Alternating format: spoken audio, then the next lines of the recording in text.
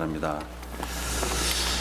오늘 본문은 제가 지난주에 항상 성령 안에서 기도하라는 제목으로 하나님의 말씀을 전하는 중에 중요한 성경 구절로 여러분에게 제시했고, 또 여러분 다 암송하셨으면 좋겠습니다 라고 이렇게 말씀을 드렸습니다. 혹시 한번 암송을 시도해 보신 적 있으십니까? 이미 암송하신 분도 계실 테고, 워낙 유명한 말씀이기 때문에 여러분 이 말씀 꼭 한 번 더 부탁드립니다. 여러분을 위해서 이 말씀을 꼭 암송하셨으면 좋겠습니다. 왜냐하면 항상 기뻐하라, 쉬지 말고 기도하라, 범사에 감사하라, 이 말씀이 우리 그리스도인의 황금률과 같은, 즉 우리 그리스도인이 이 세상에서 살아갈 때 승리하는 믿음 생활에 있어서 아주 중요한 말씀으로, 아주 유명한 말씀인데, 그 말씀과 함께 저는 또 이 말씀도 그렇게 중요한 말씀이라 생각하기 때문입니다. 그런데 제가 개인적으로 그 말씀을 따라 제가 살아갔을 때 정말 안 되는 어려웠던 부분이 있습니다. 그것은 뭐냐면 가장 첫 부분이에요. 아무것도 염려하지 말고, 아무것도 염려하지 말고. 이 말씀이 참 안 돼요. 아주 오랫동안 안 됐었어요. 물론 지금 그렇다는 것이 아니라 아주 오랜 세월 동안, 정말 오랜 세월 동안 안 됐었습니다. 아마 여러분도 저와 비슷한 분이 많을 것입니다. 성격적인 것을 떠나서 우리가 사람이기 때문에 염려를 안 할 수가 없어요. 어떻게 아무것도 염려하지 않을 수가 있습니까? 기도와 간구를 하면은 모든 문제가 형통해지기 때문에 아무것도 염려하지 않을 수 있나요? 또 우리가 감사 막 기도할 때 막 주문 외우듯이 하는 분 있잖아요. 그 나쁜 건 아니에요. 그것이 나에게 명령하는 의미로 감사. 근데 그 주문을 외우듯이 감사함으로 구하면은 염려된 마음이 사라지는, 순간적으로 사라지는 그러한 심리적인 효과 때문인가요? 염려를 내가 하고 싶어서 하는 것이 아니죠. 이 사람이 이것을 컨트롤할 수 있는 영역이 아니에요. 염려는 내가 컨트롤할 수 있는 부분이 아니라는 거예요. 내가 하고 싶어서 하는 것이 아니라 염려가 속에서 이렇게 자꾸 올라오고 스물스물 이렇게 엄습해 오는 것을 내가 막을 수는 없지 않겠어요? 그런데 어느 날 제가 기도하고 묵상하는 중에 그 염려가 정말 싹 사라가지고 정말 하나님의 평강이 제 마음과 생각을 싹 가두해 주는 것을 느낄 수가 있었어요. 그 은혜를 아주 제가 체험을 했었어요. 제가 이 염려를 제가 물리친 것이 아니라, 그렇기보다는 그냥 염려와 그 마음의 고통이 그냥 싹 사라진 거예요. 그리고 하나님의 평강이 온 제 영혼에 가득 찼습니다. 그 샬롬이 가득 차는 거예요. 오늘 제가 그 은혜를 함께 나누기 원하는 것입니다. 어떻게 그런 은혜를 체험했는지, 그리고 근심과 염려가 몰려올 때마다, 엄습할 때마다, 우리는 살아가면 반드시 와요. 근데 이 엄습할 때마다 어떻게 하나님의 평강으로 제 마음을 제가 가두할 수 있었는지, 이걸 제가 바로 말씀드릴게요. 길게 안 가고 바로 말씀드릴게요. 바로 이 말씀 때문입니다. 로마서 8장 28절. 우리가 알거니와 하나님을 사랑하는 자, 곧 그 뜻대로 부르심을 입은 자들에게는 모든 것이 합력하여 하나님의 선을 이루느니라. 즉 하나님의 선을 이룬다는 것이죠. 아멘. 우리가 예수 그리스도의 십자가 보혈을 믿고 하나님을 사랑하는 자녀라면은 그 말씀이 우리를 확실하게 보장해 주는 것을 압니다. 다시 한번 해볼까요? 우리가 알거니와 하나님을 사랑하는 자. 한번 여러분 암송하시는 분들은 같이 한번 해보세요. 하나님을 사랑하는 자, 곧 그 뜻대로 부르심을 입은 자들에게는 모든 것이 합력하여 선을 이루느니라. 아멘. 먼저 이 말씀의 의미를 오해하는 경우가 있어서 한 가지만 짚고 넘어가도록 하겠습니다. 사실 한 두세 가지가 이 말씀에 대한 일반적인 오해들이 있거든요. 근데 제가 한 가지만 이 오해를 짚고 넘어가도록 하겠습니다. 오래전에 나온 책이지만은 파울로 코엘류의 그 연금술사라는 책이 있었습니다. 연금술사. 근데 보신 분들이 계실지 모르겠어요. 안 보셨어도 아마 이 문장은 제가 이때 얘기하면은 여러분 다 아마 아실 거예요. 이게 나오자마자 세계적인 베스트셀러가 됐는데 저는 안 봤어요. 근데 옛날에 목회하던 교인이 그 책을 읽고 가져와서 너무 좋아가지고 너무 놀랍다고, 이것이 성경에서 가르치는 그 믿음의 힘 아닙니까? 라고 이렇게 질문을 하는 거예요. 그래서 제가 그 중요한 질문이잖아요. 그래서 아주 핵심적인 그런 사상이 담겨 있는, 제가 몇 페이지만 떠들어서 이렇게 살펴봤는데, 그 책을 가져왔기 때문에 제가 사진 않았어요. 그래서 그 몇 페이지만 제가 살펴봤는데 그 책의 정체를 바로 알 수 있겠더라고요. 이 소설에서 처음에 그 양측이, 산티아고가 이 출발을 할 때 한 노인을 만나는데, 이 노인이 해준 이야기가 있습니다. 근데 이 소설에서 이 말이 자주 반복돼요. 자, 여러분 들어보셨을 거예요. 사람이 무엇인가를 간절히 원하면은 온 우주가 그 소망을 이루어지는 방향으로 나아간다. 들어보셨어요? 무엇인가 사람이 간절히 원하게 되면은 온 우주가 그 소망을 이루어지는 방향으로 움직이게 된다. 그런 얘기예요. 이게 그 책에서 계속 얘기하는 거예요. 굉장히 달콤한 메시지잖아요. 이거 굉장히 익숙한 사상입니다. 성경의 진리와 완전히 다른 거예요, 이거는. 한때 조엘 오스틴, 들어보신 분 있을 거예요. 조엘 오스틴의 긍정의 힘이라는 책이 이 미국 교계뿐만 아니라 한국 교회에도, 아주 한국의 대형 교회, 유명한 교회들에서도 베스트셀러로 뭐 추천도서로 막 올려놓은 그런 책이 있습니다. 긍정의 힘. 아주 열풍이 불었었어요. 근데 그때 오래전이죠. 그러니까 제가 다녔던 신학교 교수님이, 여기 미국에 있던 신학교 교수님이 이걸 비평해서 제출하라는 숙제를 학생들에게 낸 적이 있었습니다. 그때 쭉 리서치를 제가 해보니까 이 조엘 오스틴에게 또 영향을 준 사람이 있더라고요. 그 뭐냐면 Move Ahead with Possibility Thinking 이라는 책이었어요. Move Ahead with Possibility Thinking. 우리나라 책으로는 불가능은 없다라는 제목으로 책이 출판된 걸로 알아요. 이 책을 쓴 사람이 누구냐면은 로버트 슐러라는 사람입니다. 들어보셨죠? 이제 죽으셨지만 수정교회, 어마어마한 대형교회죠. 로버트 슐러. 근데 이 로버트에게 또 영향을 준 사람이 있습니다. 이 로버트 영향을 준 사람이 뭐냐면 믿는 만큼 이루어진다. 믿는 만큼 이루어진다는 책을 쓴 노만 빈센트 필. 노만 빈센트 필. 이분도 이 계통으로 사실 유명한 분이에요. 이분이 쓴 책이에요. 이분한테 로버트 슐러는 또 영향을 받은 거예요. 그래서 이 책은 한국의 교계뿐만 아니라 사실 LG 같은 대기업의, 당시에 대기업의 최고 경영자들이 필독서로 채택되었던 책이에요. 믿는 만큼 이루어진다.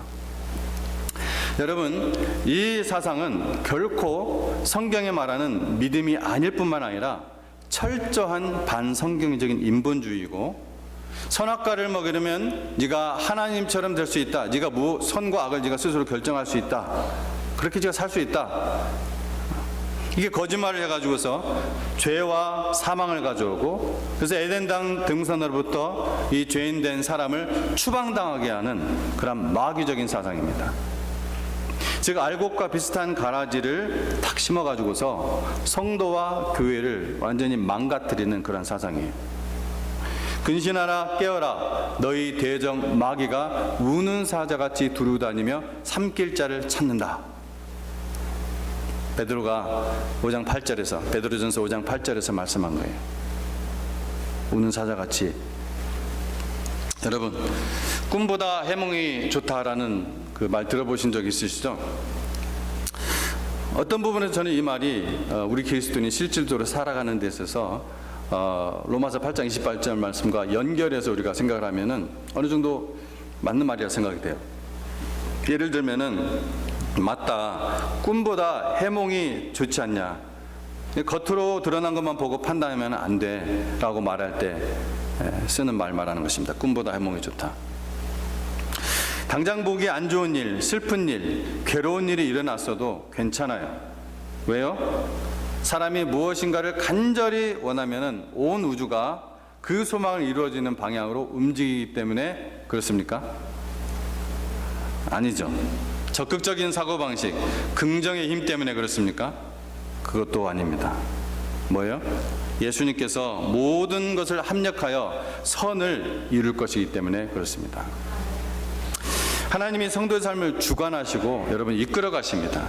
여러분의 삶을 내 마음대로 살고 있는 것 같지만, 여러분이 일단 하나님이 자녀가 되면은 하나님이 여러분의 삶을 주관하십니다. 그래서 여러분의 뜻대로 살면 평안이 없어요. 평안이 없습니다. 내 직성대로 살면은 순간적으로 화를 딱 내는 것 같아도 평안이 없습니다. 결코 일이 잘 안 돼요. 이 잘못, 이 아픔, 그것이 나로부터 온 것이든 아니면 다른 뭐 어떤 현상에 의해서인 것이든 이 수렁을 통해서 오히려 나를 유익하게 하시고 하나님의 선을 이룰 것이라는 이 말씀 저는 믿습니다. 그런데 이 말씀에 무언가 한 가지 전제가 붙어 있는 것 같죠? 네, 맞습니다.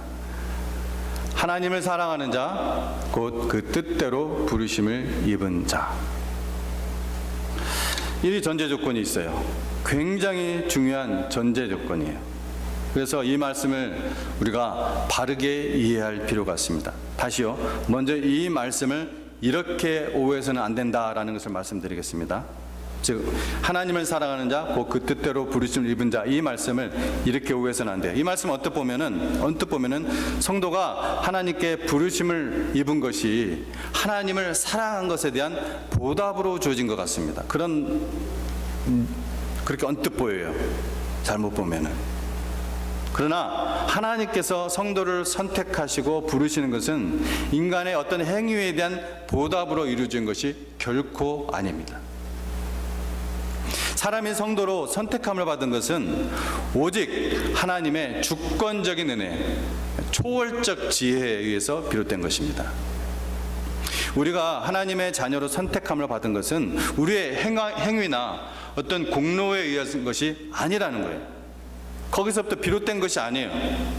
내가 잘났든 못났든, 내가 아주 못된 성격이든 좋은 성격이든 내가 택함을 받은 것은 하나님의 주권적인 은혜예요. 오직 하나님의 주권적 은혜와 초월적 지혜에서 비롯된 것이고, 우리는 그 은혜에 대해서 어떻게 한 것입니까? 믿음으로 반응한 것뿐이에요. 하나님께서 우리를 택하셨는데 주권적 은혜에서 우리는 반응한 거예요. 뭘로? 믿음으로. 그래서 by grace, by 뭐뭐에 의해서 뭐뭐 힘으로, 이런 뜻 있잖아요. by는 힘, 은혜라는 그 힘으로, 그 다음에 through faith, 믿음을 통해 우리는 하나님의 선택감을 받은 것입니다. 여러분이 누구에게 선물을 줬어요? 선물, 그냥 무조건 선물을 줬습니다. 그 선물을 주는 것은 내가 어떤 공로에서 받는 게 아니란 말이에요. 그렇죠? 그냥 내가 받는 거예요. 받는 건 내 리스판스예요. 내 반응이에요. 내가 받는 것이 무슨 공로입니까? 아무 공로가 아니에요. 내가 믿음으로 받은 것은 내 공로가 아무것도 없는 거예요. 하나님이 다 이뤄놓은 거, 그걸 우리에게 주신 거라는 거예요. 또 이 본 구절은 하나님을 사랑하는 자와 부르심을 받은 자, 이것을 동격으로 취급하고 있습니다. 자, 무슨 말이냐면은 이 말씀을요, 제가 이 말씀을 깊이 묵상한 적이 있는데 종종 제가 묵상을 할 때가 있어요. 사실은 이 말씀을 우리가 깊이 묵상을 하면 뭐가 먼저 터져 나오냐면 회개가 터져 나옵니다. 회개. 근데 그 회개한 마음에 하나님이 감사의 마음으로 채우시고 새 마음으로 헌신할 수 있는 새 힘을 주세요. 어떤 말씀이에요? 하나님을 사랑하는 자, 곧 그 뜻대로 부르심을 입은 자. 이 말씀 아주 위대한 말씀이에요. 천국 백성으로 부르심을 입은 자라면은 하나님을 사랑하는 자입니다. 하나님을 사랑하는 자라면은 천국 백성으로 부르심을 받은 자입니다. 자, 다른 어느 회색 지대도 없습니다. 제가 방금 한 이 말을 여러분 묵상하셔야 돼요. 다른 어느 회색 지대도 없습니다. 여러분이 하나님의 부르심을 받았다면은 여러분은 하나님을 사랑하는 자이고, 여러분 하나님을 사랑하는 자이면은 여러분을 부르심을 입은 자입니다. 이 말씀을 가지고 한번 깊이 묵상을 해보세요. 여러분이 기도하실 때 하나님께서 나를 영원한 사망 가운데서 건져 주셨을 뿐만 아니라 사랑받는 자녀로 불러주셨는데, 나는 지금 일어난 이 일 때문에 정작 지금 하나님을 사랑하고 있지 않네, 불평하고 있네, 짜증내고 있네. 그 배은망덕을 회개합니다. 회개할 때 여러분 그 안에 생기는 것이 있어요. 감사가 나옵니다. 감사의 마음에 하나님이 새로운 마음을 주세요. 그럼 새 마음, 프레시한 마음, 성령이 주시는 마음. 근데 그 마음으로 충성하는 것입니다. 그 마음으로 헌신하는 거예요. 주의 일은 그렇게 하는 것입니다. 그럼 하나님께서는 한쪽으로는 그런 믿음으로 우리를 이렇게 이끌어 가세요. 계속해서. 근데 한쪽으로는 하신 일이 또 있어요. 우리가 주님의 교회 천국 백성으로 부르심을 받은 자녀라는 이유 하나만으로 지금 일어난 일을 결국에는 선으로 이루십니다. 아주 놀라운 하나님의 지혜로, 아주 놀라운 하나님의 방법으로, 우리가 전혀 생각하지 못했던 방법으로 하나님의 선을 이루세요. 아멘. 여러분, 전 가만히 기도를 하다가 부끄러워서 숨고 싶을 때가 종종 있습니다. 예수님을 알게 돼서 제가 40년이 넘었는데도, 예수님을 알고 제가 예수님과 동행한 지 40년이 넘었는데도 변하지 못한 부분이 참 많구나, 참 아름답지 못하구나, 이런 모습으로 주님 내가 뵈면은 어떡하나, 그런 생각에 막 정말 쥐구멍이라도 들어가고 싶을 때가 있다는 것입니다. 그런데 그런 마음과 함께 제가 정말 느끼고 아는 것이 하나 있어요. 주님이 저에게 있는 모든 일을 통해 선을 지금 이 순간도 이루고 계시는 것을 저는 알아요. 내가 쉬더라도 하나님은 쉬지 않습니다. 고통이 지난 후에 돌아보면은 오히려 그것으로 인해 하나님의 은혜, 그 고통이 없었으면 내가 도저히 맛볼 수 없는 그 하나님의 은혜를 내가 체험하고 믿음이 더 성숙해지고 나의 결점이 부서지고 다듬어져서 점점 더 주님처럼 아름다운 모습으로 변할 거예요. 저의 소망이기도 합니다. 여러분, 고통스러운 일이 일어났습니까? 부끄러운 일이 일어났습니까? 걱정거리가 여러분 생겼습니까? 우리가 알거니와 하나님을 사랑하는 자, 즉 그 뜻대로 부르심을 입은 자들에게는 모든 것이 합력하여 선을 이루느니라. 이 말씀을 붙잡으십시오. 그것이 바로 믿는 것입니다. 염려와 불안이 여러분 싹 사라지고 하나님의 평강이 마음과 생각을 딱 지켜주시는 것을 여러분 맛보실 거예요. 정말입니다. 시편 34편 8절 말씀에 너희는 여호와의 선하심을 맛보아 알지어다. 너희는 여호와의 선하심을 맛보아 알지어다. 하나님께서는 우리가 하나님이 선하시다는 것을 마치 맛있는 음식을 먹을 때처럼 분명하게 맛보시고 체험하기를 원한다는 것입니다. 저는 목회를 하면서 다양한 성격과 기질, 다양한 직업, 영적으로 벌거숭이 갓난아이에서부터 성숙된 아이들에 이르기까지, 사람들에 이르기까지 많은 사람들을 관찰하고 관계하면서 인생의 여러 가지 극단적인 상황에서도 하나님은 궁극적인 선을 이루가시는 분이다 라는 것을 많이 보게 됐어요. 세 가지 정도의 제가 극단적인 예로 여러분 정리를 하면은 그보다 더 소소한 예들은 여러분 스스로가 잘 커버할 수 있으리라 생각이 됩니다. 첫 번째, 내가 약할 때 주님의 강하심을 드러내심으로써 주님의 궁극적인 선을 이루십니다. 내가 약할 때. 이것에 대한 예는 지난 시간에 제가 이미 설교 중에 언급했으므로 간략하게 다시 한번 상기시켜 드리는 것으로 마치겠습니다. 사도 바울이 다른 병자들은 다 안수에 기도하면 병이 낫는데 자신의 병은 하나님께 고쳐달라고 몇 번을 기도해도 병이 낫지를 않아요. 얼마나 속상하고 성도들 보기에도 부끄럽겠습니까? 그리고 사도들도, 다른 사도들, 이런 사도들도 뭔가 좀 손가락질하고 하는 것이 있었던 것 같아요. 그래서 하나님 앞에 간구했더니 하나님께서 뭐라고 말씀하셨다고요? 내 은혜가 내게 족하도다. 이는 내 능력이, 너의 능력이 약한 데서 강하여 온전하여 짐이라. 아멘. 즉 너의 약함이 너를 겸손하게 해준다. 내가 약한 그 상태에서 나의 능력이 나타나고 너의 능력이 아니라 나의 능력으로 해결되는 것이 드러나기 때문에 그것이 정말 선한 것이다. 이렇게 말씀하실 때가 있다는 거예요. 여러분, 나의 연약함을 통해서 하나님의 강하심과 하나님의 이 완전하심이 누구도 부인하지 못할 정도로 나타날 수 있다면은 여러분, 그것은 누구도 맛볼 수 없는 반전의 은혜 여러분 될 줄로 믿습니다.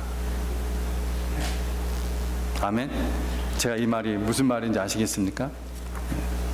정말 그렇습니다. 두 번째 극단적인 예. 죽음을 통해서도 하나님은 그분의 선을 이루십니다. 죽음을 통해서도.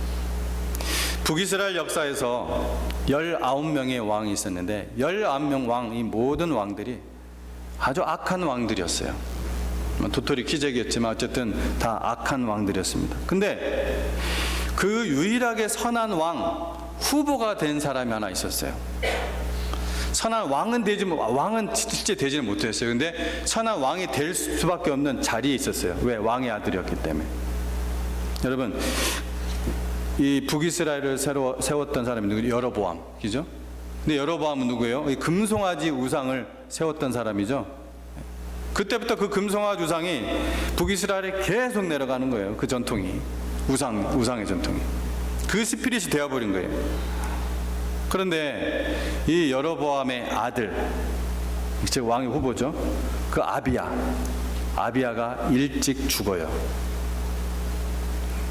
성경이 뭐라고 설명하냐면은 그가 선한 사람이기 때문에 하나님이 그를 악에서 보호하기 위해서 데려가신다는 겁니다. 열왕기상 14장 13절 온 이스라엘이 그를 위하여 슬퍼하며 장사하려니와 여로보암에게 속한 자는 오직 이 아이만 묘실에 들어가리니. 무슨 말이냐면요, 북이스라엘과 남유다로 남왕국으로 이렇게 나뉘었었죠. 르호보암 왕 때, 솔로몬 왕 솔로몬 왕 다음 왕 때. 근데 이 이스라엘의 묘실에 들어간 사람들은 그래도 하나님 앞에서 선한 왕에 속했던 사람들이에요. 근데 북이스라엘 왕 어떤 왕도 이 묘실에 못 들어가는데 누구예요? 이 아이만 묘실에 들어가리니 이는 여로보암의 집 가운데서 그가 이스라엘의 하나님 여호와를 향하여 선한 뜻을 품었음이니라.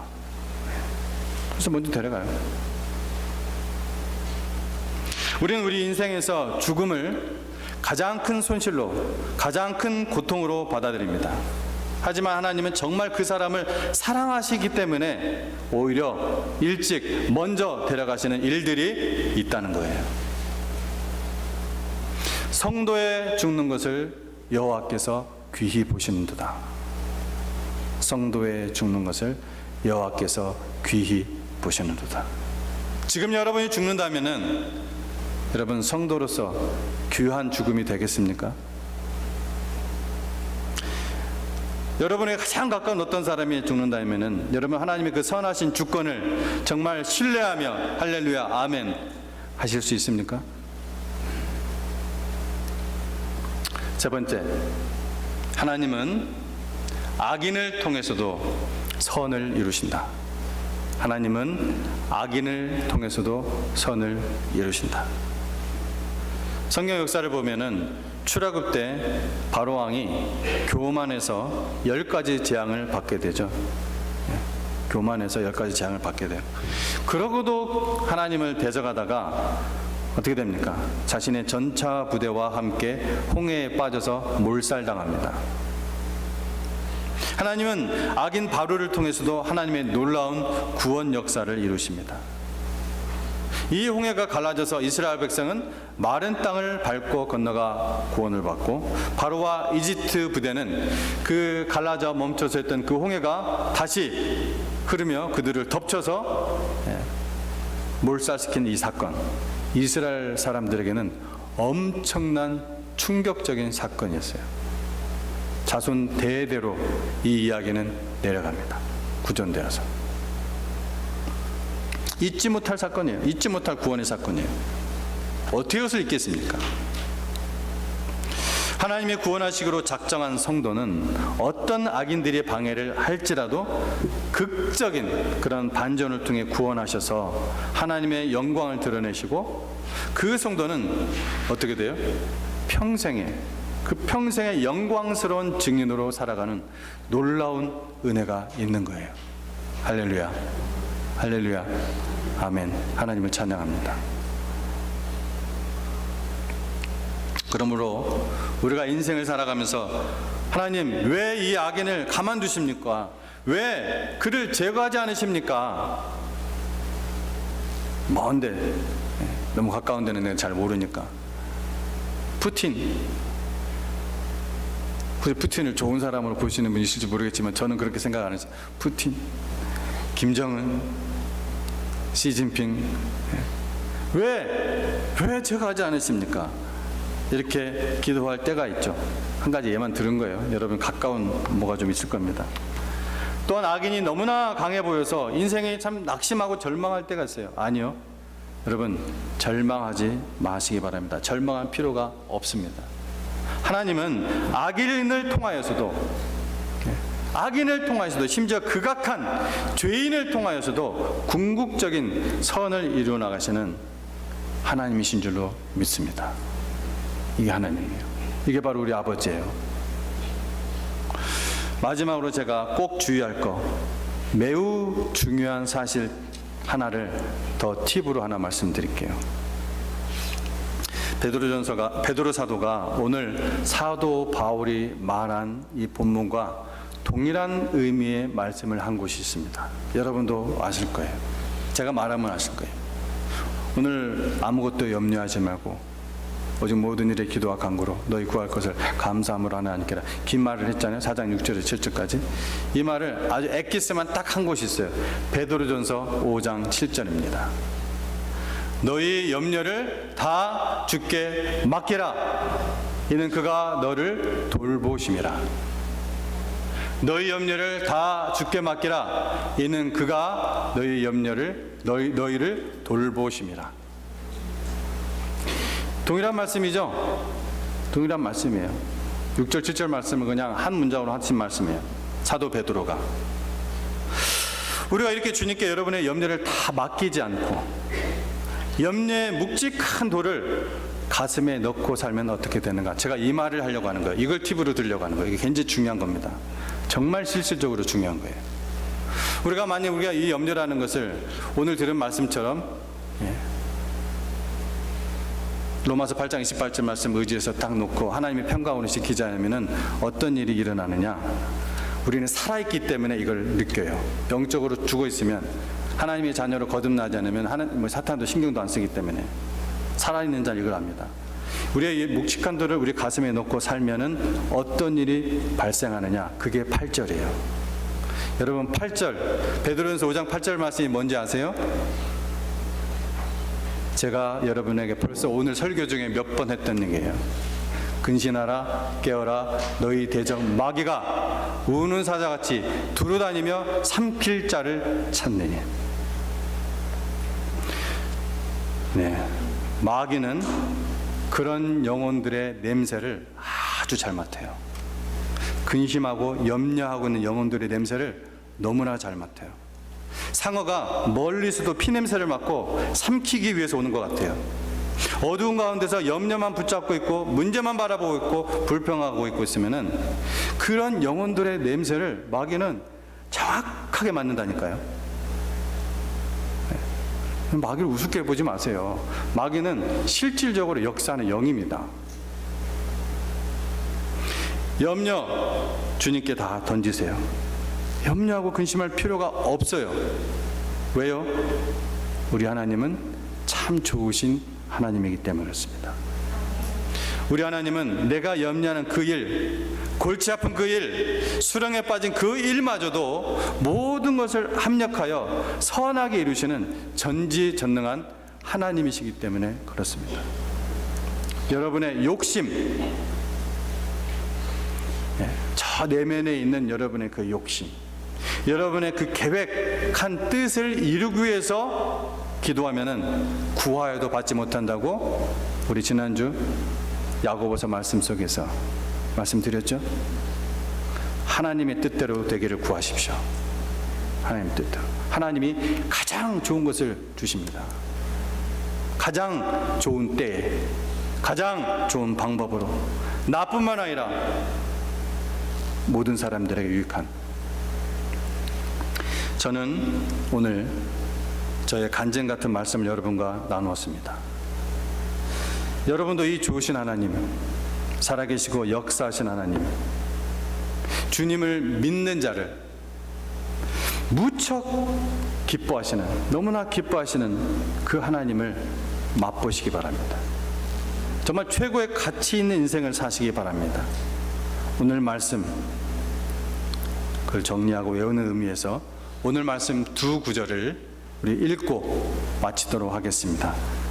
빌립보서 4장 6절 7절 말씀, 먼저 우리 하나님 말씀 같이 읽어보도록 하겠습니다. 같이 읽습니다. 시작. 아무것도 염려하지 말고 다만 모든 일에 기도와 간구로 너희 구할 것을 감사함으로 하나님께 아뢰라. 그리하면 모든 지각에 뛰어난 하나님의 평강이 그리스도 예수 안에서 너희의 마음과 생각을 지키시리라.